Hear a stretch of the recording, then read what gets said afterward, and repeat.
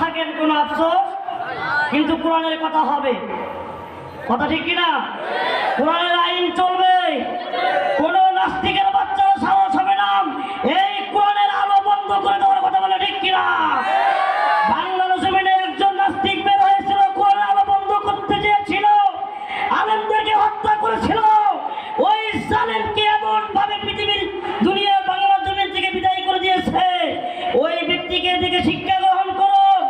এখন যারা ক্ষমতায় বসতে চাও, কোরআন নিয়ে রাষ্ট্র পরিচালনা করো, নাতে আল্লাহ এমন ভাবে শিক্ষা দেবে পৃথিবীর জমিনে কোনো নাস্তিক টিকতে পারে নাই, কিয়ামত পর্যন্ত পারবে না।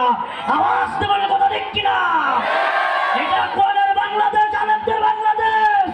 কোন নাস্তিকের দুষ্টদেরকে কোরআন নিয়ে সিনেমিনি খেতে দেওয়া হবে না, হবে না। কারা কারা দিয়েছেন দু হাত তুলে দেখে দেয়।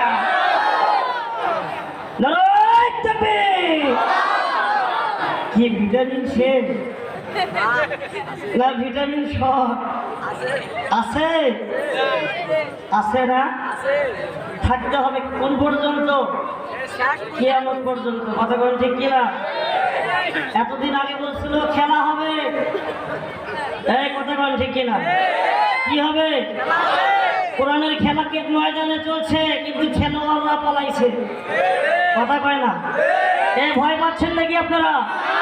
আগেও যে আওয়ামী লীগ থাকতে কথা বলেছি, কোরআনের কথা বলেছি, এখনো সেই কোরআনের কথা আছে। এমনও কোরআনের কথা বলে বাসায় যে ঘুমাইতে পারি না। এই কথা বলেন ঠিক কিনা? আমরা অনেক নির্যাতনের শিকার, আর ভয়ের কারণ না, এখন প্রতিহত করার সময়। মুসলমানদেরকে যোগ্য থাকতেই হবে। আগামীর বাংলাদেশ কোরআনের বাংলাদেশ। কথা বলেন ঠিক কিনা? সম্মানিত ভাইরা আমার, গভীরভাবে খেয়াল করুন। আমি আপনাদেরকে বেশি বিরক্ত করবো না, কারণ